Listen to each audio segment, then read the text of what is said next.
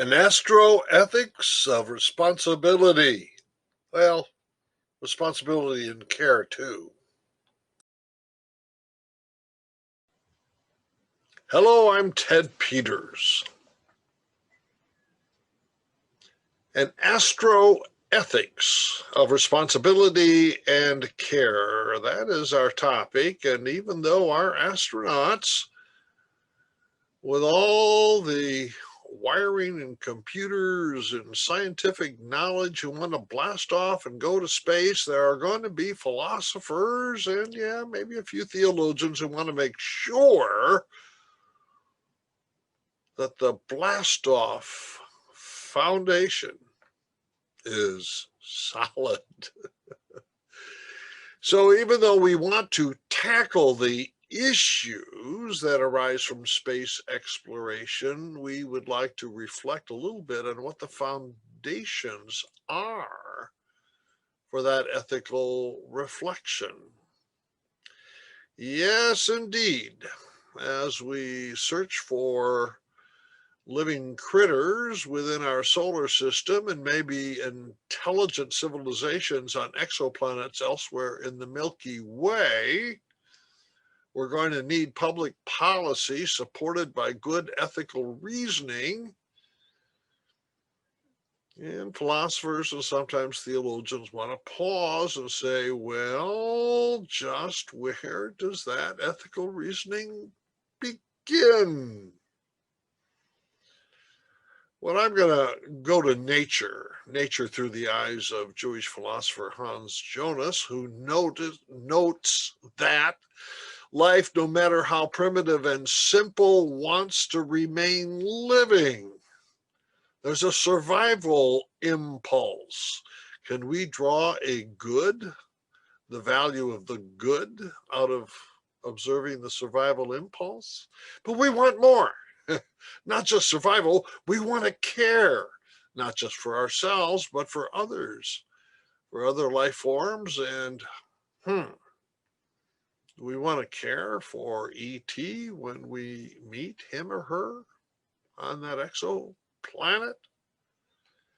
So in what follows, I plan on doing two things. One is, briefly, trying to lay the foundations for an astroethics of responsibility and care.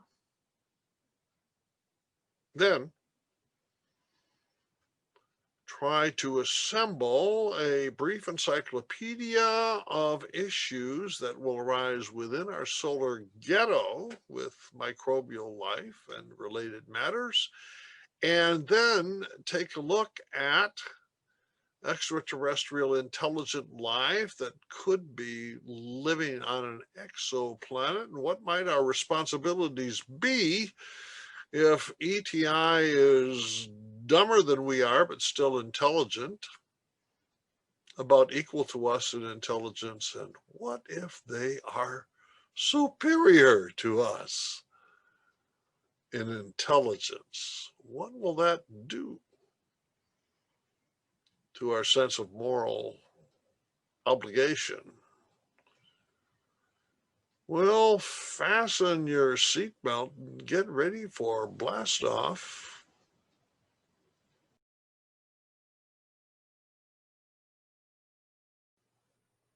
Here I am back in my man cave on Earth, and I thought I'd mention that for the last couple of years I've been working with this little international mafia on astrobiology, science ethics, and public policy.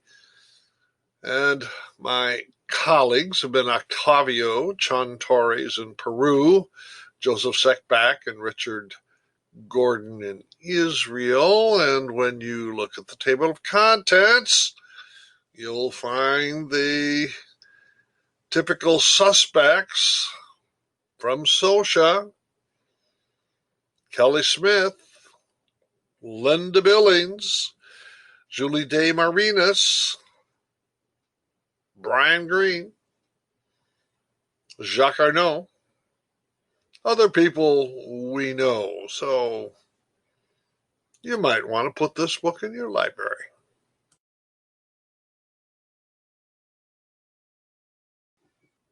Do we have a need that an astroethics of responsibility could meet?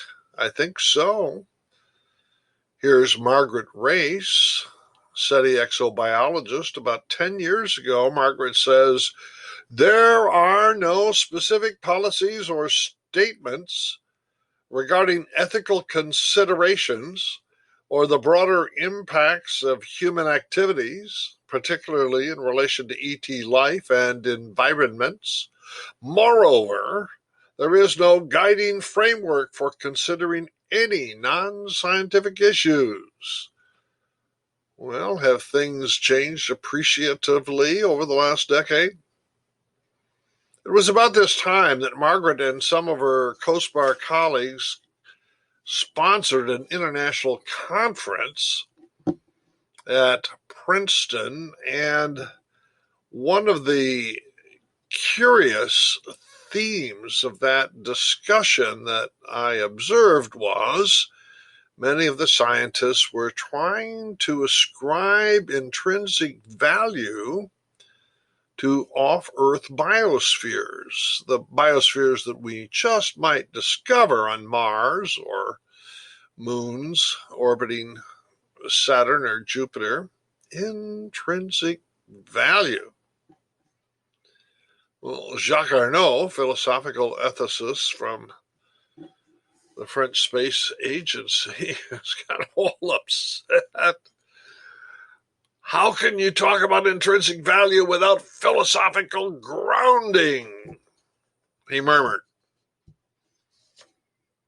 Well, it just strikes me there's a need here for an ethical foundation upon which one can build the case that there is or is not such a thing as life with intrinsic value.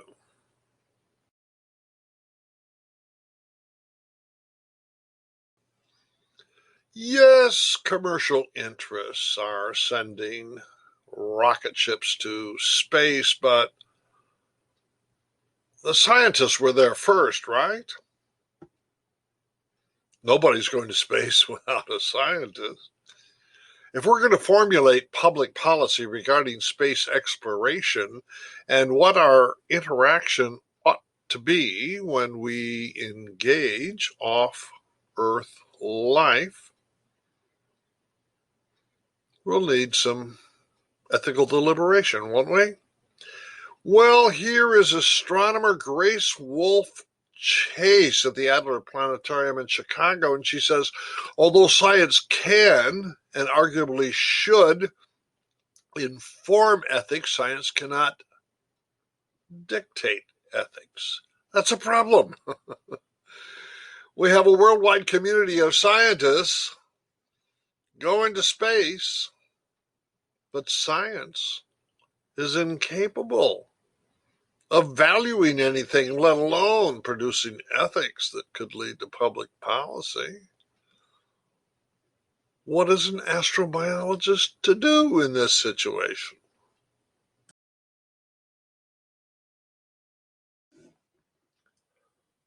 Why is it so difficult for modern science in general, not just astrobiology in particular? Why is it so difficult to deal with issues of value or morality or ethics? There is an answer to this question. It's a historical answer. It begins with philosopher Rene Descartes, who asked the truth question: how can I know that the picture in my mind of the objective reality outside of my mind corresponds accurately? And with that truth question, Descartes took a giant meat cleaver and whacked the human consciousness into two parts, subjectivity and objectivity, and separated them. And Western culture has obliged by dividing the human intellect into subjectivity and objectivity.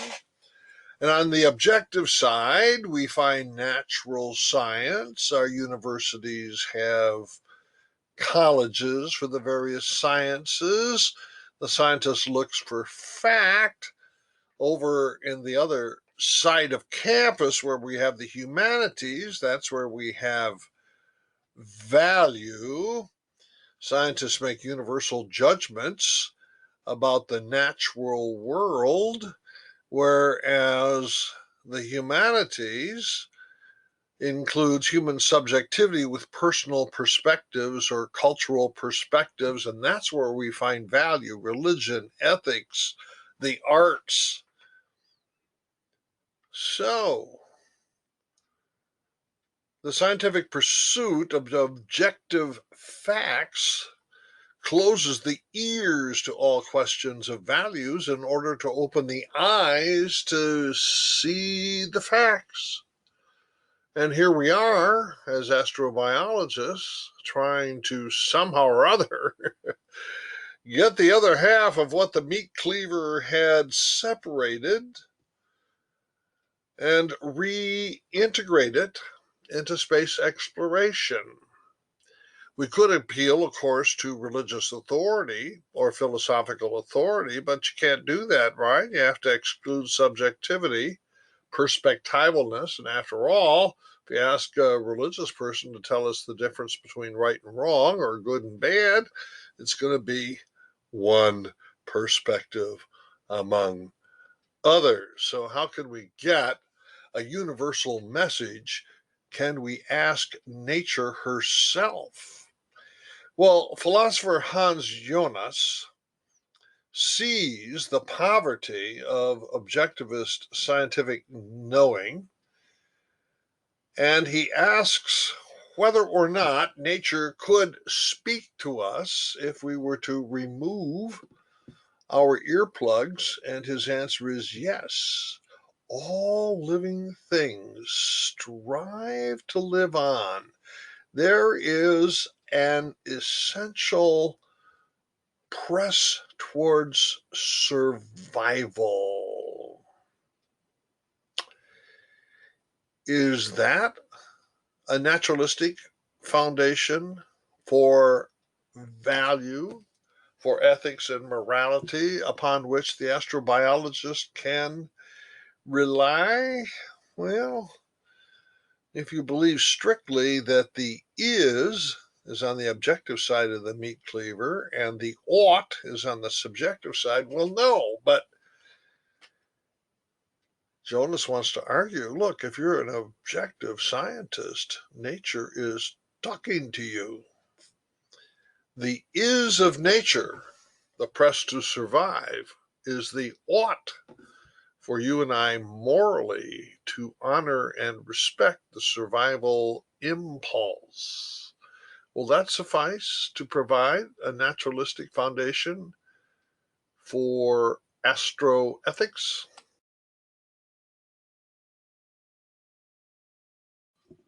The Cartesian split between subjectivity and objectivity abstracted nature from culture. Kelly Smith searches for a naturalistic grounding of astroethics, but he puts culture back into the equation. The trait, the quality of the living creature that draws Kelly Smith's focus is not life striving to perpetuate itself, but rather reason, the capacity for ratiocination. The sociality reason culture triad may be so strong that it constitutes a universal property of other intelligent species in the universe. So, we here on Earth may experience a kinship, a rational kinship with new space neighbors, and that would provide the grounding to move from the is of a rational capacity to the ought in terms of moral responsibility.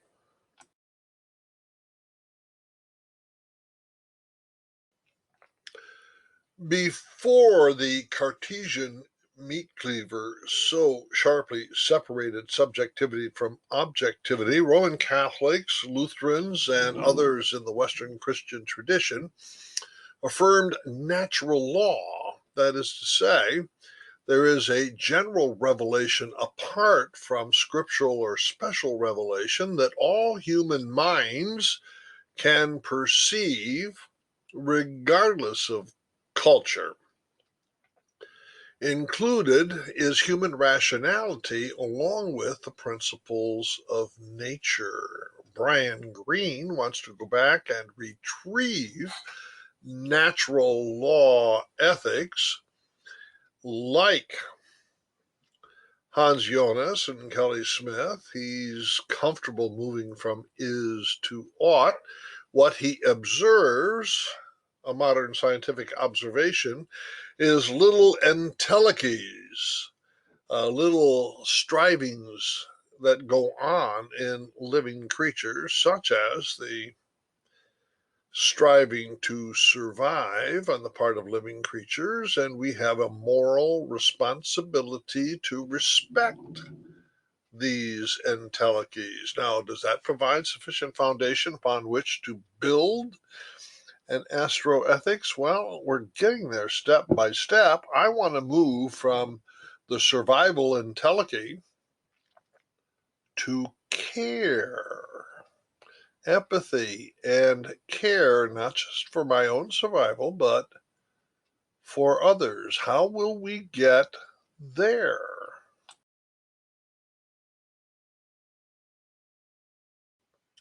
Recent popes have kept alive the pre Cartesian natural law theory, and nature, rationally perceived, teaches us to care, at least according to Pope Francis.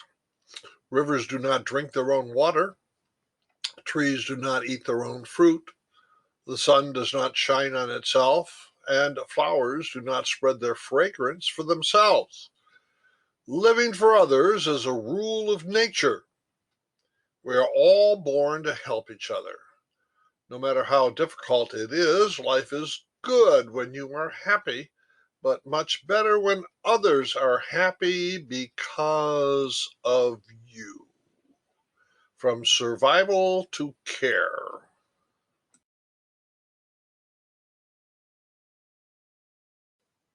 As we step from survival to care, might we consider implementing the golden rule? As Jesus says, do to others as you would have them do to you. Martin Luther, interpreting this, says nature teaches. No, not the authority of the Bible, not the authority of Jesus, nature. Nature teaches, as does love, that I should do as I would be done by. So there is a coincidence between the revelation of God in Jesus with what nature teaches. Here's Edward O. Wilson, no friend of religion, yet he still fancies himself to be both a scientist and a moralist. The golden rule is perhaps the only precept found in all organized religions. The rule is fundamental for all moral reasoning. So what he's done here is he started from the subjective side of the ledger, the perspectival side. And because we find the golden rule in many religions, it is not the private property of one religion over against another. He feels, as anti-religious as he feels that you and I can care for one another as we would care for ourselves. Now, Immanuel Kant moves this, just nudges it a little bit further towards what will become our doctrine of dignity. Act in such a way that you always treat humanity, whether in your own person or in the person of any other, never simply as a means, but always at the same time as an end. To treat someone other as a moral end is to care for them, and to care for them in their own interest and their own flowering. Are we getting anywhere? Naturalism? natural law, an ethic of care, treating other rational creatures with dignity.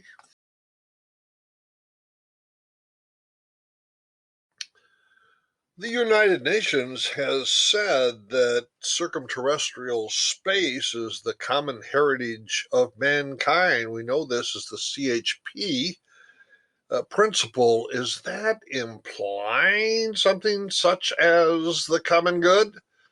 The concept of the common good in recent decades has been proffered primarily by Roman Catholic ethicists and by the Vatican. Jacques Arnaud will borrow from the common good to talk about a sacred space that surrounds our planet. Stephen Dick has a cosmic commons, and so does John Hart. Let me read what John Hart has to say. The cosmic commons is the spatial and local context of interactions among corporeal members of integral being who are striving to meet their material, spiritual, social, and aesthetic needs and to satisfy their wants. The cosmic commons includes the aggregate of goods which, beyond their intrinsic value, have instrumental value in universe dynamics or as providers for the well-being of biotic existence. In the cosmic commons, goods that will eventually be accessible on the moon, asteroids, meteors, or other planets should prove useful to humankind, to other intelligent life, and to biokind collectively. Cosmic commons. I think because of the light year problem, we're never going to have something like interaction, let alone responsible interaction beyond the Milky Way. I wonder if a galactic common good might be a little bit more realistic category for the astroethicists.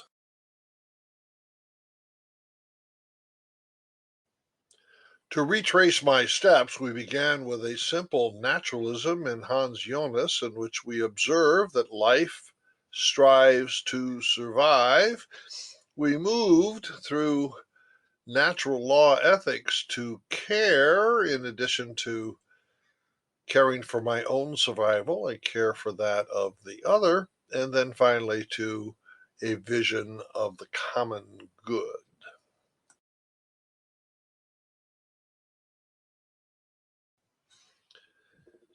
Here's a list of 10 out of 12 astroethical quandaries I put into my ethical encyclopedia. Planetary protection, that's where Margaret Race is our SETI expert. Backward and forward. Backward contamination, bringing something to Earth from off Earth that could destroy or at least harm life on Earth. Well, that's a survival ethic that we need to implement there. What about protecting an off Earth biosphere? That leads us to number two. Should we treat an off Earth biosphere with intrinsic value? We cannot expect those microbes on Mars or a moon of Saturn to stand up and say, hey, treat me with intrinsic value. No, it'll have to be an expression of terrestrial care as we make our decision on that one. Application of the precautionary principle when we're talking about off-Earth sites, again, be a matter of our care. Space debris, well, that's sort of a justice issue, right? 22,000 satellite fragments left there on the orbital highway as trash from people who have gotten a return on their investment and now left nobody to pay for the janitorial services. Satellite surveillance, satellites to watch you and me taking a shower. That sounds a little bit like a justice issue. Weaponization of space. Well, if we really care for future generations, that's something to avoid. Scientific versus commercial space exploration. I think, And I endorse, frankly, the scientists who would like to get public policy in place before the mining of asteroids or other forms of space exploitation begin. I like that idea, and that's one of the reasons why we have an urgency for astroethics to contribute to public policy formulation. Terraforming Mars, colonizing Mars, those are expressions of human manifest destiny on Earth. The question is, should we qualify those great human exploits by some kind of respect, honor, or treatment of Mars as having intrinsic value? Anticipating natural space threats, the bombardment of Earth by an asteroid, a solar flare, gamma ray burst, or something like that, we need, as a single planetary society, to muster an army of scientists to put up a shield, an electronic warning system, if not a blocking system, to help protect survival of life on Earth.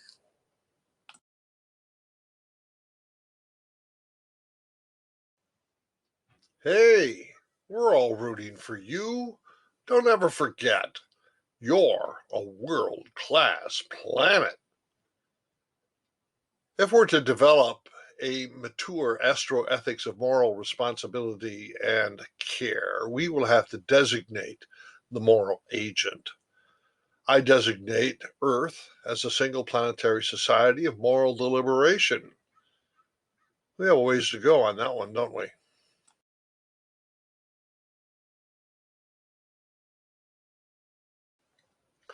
Number 11 on my list of 12 astroethical quandaries is, should we send messages?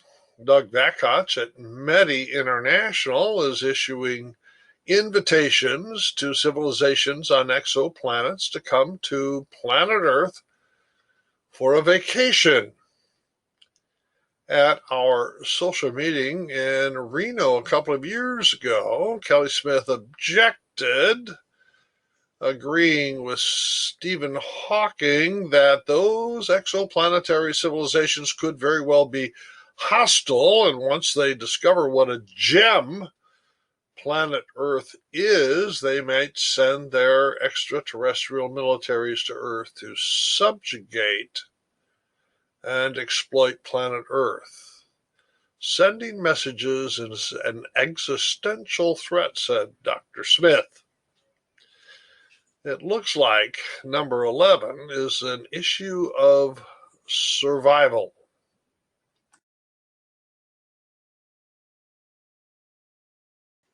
Who do we talk to about buying your planet?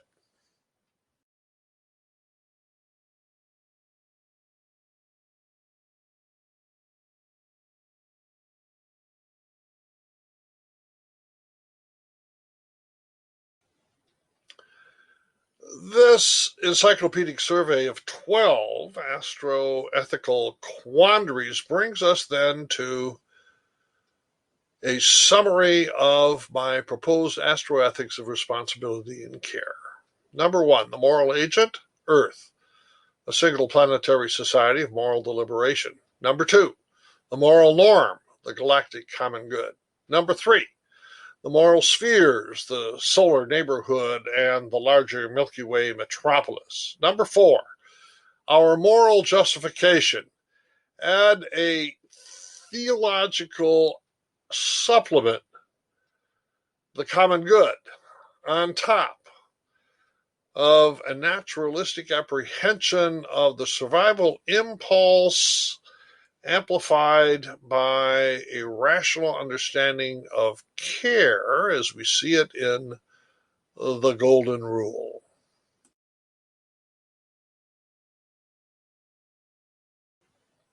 Bye bye.